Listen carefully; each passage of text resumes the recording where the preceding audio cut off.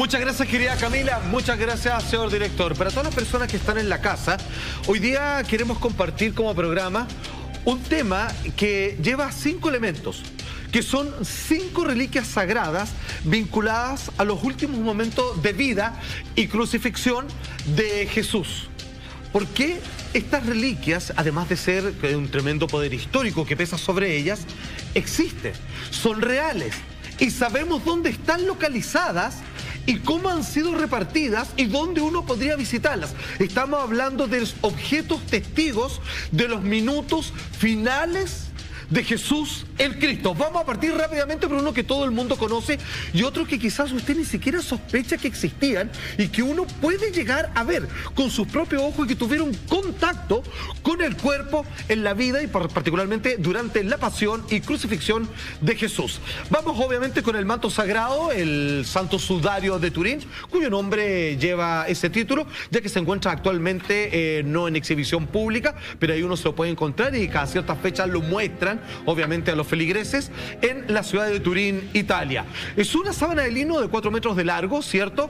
En donde por un proceso que hasta hoy día resulta inexplicable, esto es la mortaja que cubrió el cuerpo de Cristo. Una vez que lo bajan de la cruz, lo envuelven en esta sábana, lo meten en su tumba y cuando él resucita, obviamente desaparece, se desmaterializa para luego volver físicamente a reencontrarse obviamente con los apóstoles. Pero queda esta sábana y, como digo, de una forma prodigiosa, deja impregnado como si fuera un calco fotográfico el cuerpo completo, con lujo de detalles, con la marca de la corona de espina, de los clavos que atraviesan obviamente sus manos y sus pies mientras estuvo en la cruz, y donde podemos entender y hacer una tridimensionalidad del verdadero rostro, cuerpo de Cristo, cuál era su tamaño y todos los detalles obviamente que convocan a ni más ni menos que al Hijo de Dios. Obviamente estamos hablando de un objeto que no está exento de polémica. Se le hacen estudios a cada rato. Las grandes universidades se pelean y están en listas de espera para tomar siempre. Le sacan milímetros a la sábana para ver, aclarar que efectivamente corresponde a una época que sería cercano al año 0, ¿cierto? Al año 33, para ser más específico, de nuestra cronología, de nuestro calendario que nos rige hasta el día de hoy. Y algunos dicen que no, que esto no es tal, que la sangre puede ser pintura, que esto lo pintó Leonardo da Vinci. Pero déjeme decirle, ahora, aquí y ya, que entre un estudio y otro, lo que sigue preponderando y lo que va ganando estudios serios, personas no necesariamente de fe, dicen que eso es una impregnación extraordinaria, milagrosa, de algo que no se puede explicar por completo y por lo tanto damos fe de que eso claramente pudo haber envuelto el cuerpo de Jesús.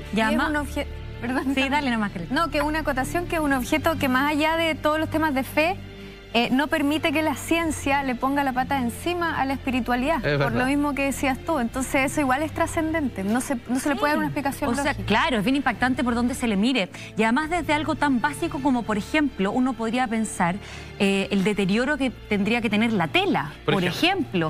Y aquí es una tela relativamente intacta, entendiendo que también en ese momento estuvo bien trajinada, está impregnada la sangre de Jesús. Pero imagínate, todo el tiempo que ha pasado y que ha transcurrido, ni siquiera debería estar en estas condiciones. De hecho, no sé si debería existir.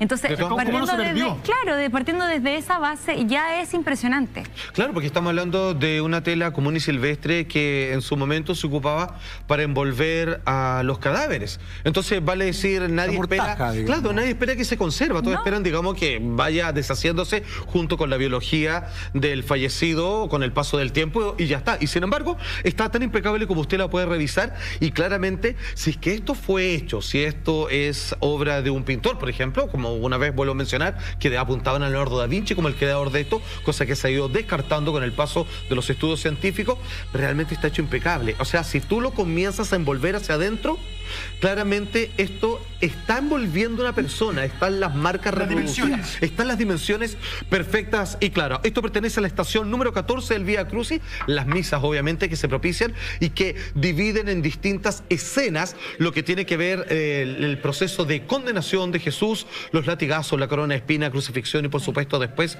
su respectivo entierro. Ok, a ver, no me quiero quedar acá porque hoy día vamos a hablar de 5 objetos sagrados, ¿cierto? tanto, estos elementos que son para el mundo de la cristiandad objetos de veneración. ¿Por qué? Porque estuvieron en contacto con Jesús, porque tuvieron que ver con parte de la historia del credo católico que hoy día, digamos, embarga los corazones, y obviamente una fe que subyace más allá de los cambios de época, de los cambios de milenio, y que hoy día vuelve a retomarse, ya quizás no tanto de las instituciones eclesiásticas, sino por esta necesidad de volver a reencontrarnos o de religarnos nosotros mismos con la espiritualidad. En ese aspecto, Juan Andrés, las características simbólicas que generan algunos objetos son realmente importantes. Y dentro de eso, por ejemplo, está el manto sagrado, que no solamente establece la idea de tener en sí mismo plasmado la figura de Cristo, que incluso va más allá, porque ya, pongamos la gente quizás no creyente que podría pensar que hubiera sido un artista con una visión muy sutil, etcétera, etcétera, pero como bien decía la Cami, a ver, las telas no resisten el paso del tiempo ni tampoco el ajetreo. Hoy día es divertido la coincidencia, me tocó entrevistar a una diseñadora de moda y me contaba que una tela en general no dura más de 15 años, sobre todo si es que tú la estás ocupando en situaciones constantemente, etcétera, etcétera. Parecido a lo de la Virgen de Guadalupe. Estaba pensando justamente en eso, de alguna manera, más allá del aspecto religioso, ya es muy milagroso el que la tela en sí misma se establezca. O sea, ya eso ya implica una situación muy poco clara, digamos. Eso es, obviamente, el manto sagrado, el manto de Turín. Vamos a pasar a lo otro. Aquí quiero que me ponga mucha atención. Yo sé que algunos se van a sorprender con lo que le voy a decir, pero mucho tiempo antes de que hoy por hoy, quien no conoce, digamos, por lo menos el mundo del catolicismo, el mundo de la cristiandad, el manto de Turín es tremendamente famoso. Obviamente está dentro de, si tuviéramos que ponerlo como en un ranking junto con la Virgen de Guadalupe, ¿cierto? Con otros objetos que están perdidos como el Arca de la Alianza o el Cáliz, ¿cierto? Son de reconocimiento que flotan en el inconsciente colectivo de cualquier persona, creyente o no. Ok. Sin embargo, hay un objeto que en algún momento, con características similares al manto de Turín y que está mencionado en el Nuevo Testamento y también en los evangelios apócrifos, vale decir, aquellas historias mucho más específicas respecto a la vida, obra, dolor, pasión y muerte de Jesús, que no son reconocidas por la Biblia oficial, que hablan de esto que quizás usted, la primera vez que yo lo vi, me impactó mucho, lo vi en películas cuando era un niño, y es cuando Jesús va por este largo pasillo de las calles cargando su propia cruz, que después ahí la van a empotrar, ya lo van a crucificar en él. Una mujer se le acerca para prestarle ayuda. Una le da agua y uno le pasa un paño para secarle, obviamente, su rostro cansado, sudoroso, de un hombre que viene de recibir una gran cantidad de latigazos, de que está cargando su propia cruz de tormento y que el producto de la corona de espina está en una mezcla de sudor y de su propia sangre. Le pasa este paño, él le da las gracias, se lo pone en su cara y se lo devuelve. Y en este paño, con la sangre de Jesús, quedó impregnado el rostro en este paño. Ese paño existe y es muy poco conocido. Y es conocido como uno de los 3 aquerotipas que existen en el mundo entero. Los aquerotipas son aquellos dibujos, obras, manifestaciones gráficas que no fueron hechos por la mano del hombre. Y hay en el mundo cristiano solo 3. El Santo Sudario, la Virgen de Guadalupe y la Verónica. Es el nombre que recibe este paño. No se llama Verónica por el nombre femenino al que todos los vinculamos, ahí lo estamos viendo, sino que hace referencia a 2 palabras en latín que hace referencia a ícono o imagen y vero de verdad. Es como la imagen verdadera. ¿Ese es? Eso es. Ahora, ojo. ¿El real? Es que aquí está el punto. Por siglos, esta imagen fue mucho más importante que el manto de Turín, que el manto sagrado. Pero pasó por tanto trajín, pasó por tantos posibles robos, hurtos, por tantas copias que se hacían de él, que hay hoy día una gran polémica para tratar de entender cuál es el verdadero y si es que existe el verdadero.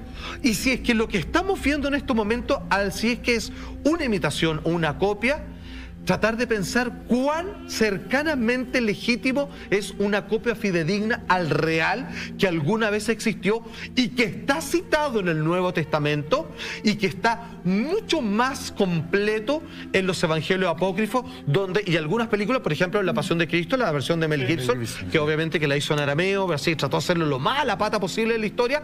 Está ese momento donde le pasa este pañito, le curan un poco en este camino a su crucifixión y queda impregnada el rostro de Jesús en un paño que no es más grande, digamos, que un pañuelo común y silvestre del día de hoy. ¿Estas reliquias tendrían algún tipo de poder? ¿Serían milagrosas? Así como la otra vez cuando hablábamos del Arca de la Alianza, que tenía poderes, que si la llegáramos a encontrar seríamos capaces de hacer muchas cosas. ¿Son poderosas, por Son poderosas. Quisiera que guardaras esa respuesta. Ok. Que me parece que eso es lo más interesante de todo que tiene este punto. Yo quisiera detenerme ahora un poco en la imagen. Yo no sé si les llamó la atención la imagen. Ya, perdón, pensé en barba primero. Sí, describamos un poco esta situación que es bien impactante. Yo nunca había visto esta imagen. Yo creo que mucha de la gente en su casa tampoco. Para eso estamos acá. Sí. Hay imágenes que son tan importantes y que la gente incluso desconoce su existencia. Y pero nosotros estamos haciendo esta pega. Claro. Tan importante, y por siglos lo fue, mucho más que hoy el manto sagrado, el manto de Turín, que es la Verónica. Sí, que ese es el retrato en el fondo, ese es el objeto. Eso es la sangre de Cristo divino, impregnado ahí, con detalles, con profundidad. Sí. Analicémoslo un poquito porque de partida yo creo que tenemos que ver un poco, recordar la imagen de Jesucristo, pero no como sale en las películas, ¿no es cierto? En La Pasión de Cristo, por ejemplo, que es tan popular.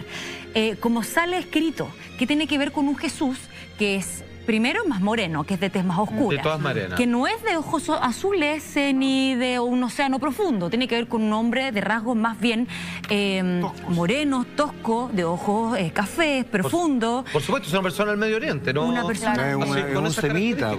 No es como el actor de la serie La Biblia. Exacto, no es un hombre así como anguloso, casi que perdón que lo diga, pero claro, casi de publicidad que tiene que ver con una estigmatización y ponerle un poco de la etiqueta. Claro, no es la imagen que hizo el actor Robert Powell, por ejemplo, en la versión de Franco Sefirelli que era en Semana Santa. Ni tampoco el de Jesucristo Superestrella, porque era un hippie, era un hippie californiano, claro, rubio, ojos claros. Partiendo desde esa información como estructura, podemos quizás empezar a hacer una asociación de lo que estamos viendo y también hablar de lo impactante que puede ser que él, cargando su propia cruz, quede tan impregnada la imagen de su rostro como lo estamos viendo con este nivel de detalle. Al tiro te doy la palabra inmediatamente, pero antes que se me olvide que no lo tenemos acá. Fíjense que, a ver, ustedes saben que la Biblia comprende una selección de historias según cada profeta en el Antiguo Testamento, así como en el Nuevo, y solamente hay 4 para la vida de Jesús, en donde se relata más o menos lo mismo y algún apóstol agrega un dato más que otro no, y así, ¿ok? En los evangelios apócrifos, y los evangelios que nosotros aceptamos históricamente como los reales son apenas 4, los apócrifos son muchísimos más, que hablan incluso de la niñez de Jesús y de los años intermedios, de los cuales no tenemos noción de él, cuando desaparece más o menos entre los 6 años hasta los 30, que es cuando comienza a predicar, y hasta los 3 años siguientes, que es cuando lo asesinan en la cruz. Pues bien, en una de las historias, que esto sí está en el Nuevo Testamento, hay una mujer que lo toca. A ver, porque él iba por las calles y él, que era muy lindo esto era precioso. Me acuerdo que, hay un escritor italiano, se llama Alessandro Barico, que él escribió un libro muy precioso, lo comparto con ustedes, Seda. Muy bien, amigo mío. Y Océano también, que es muy bueno.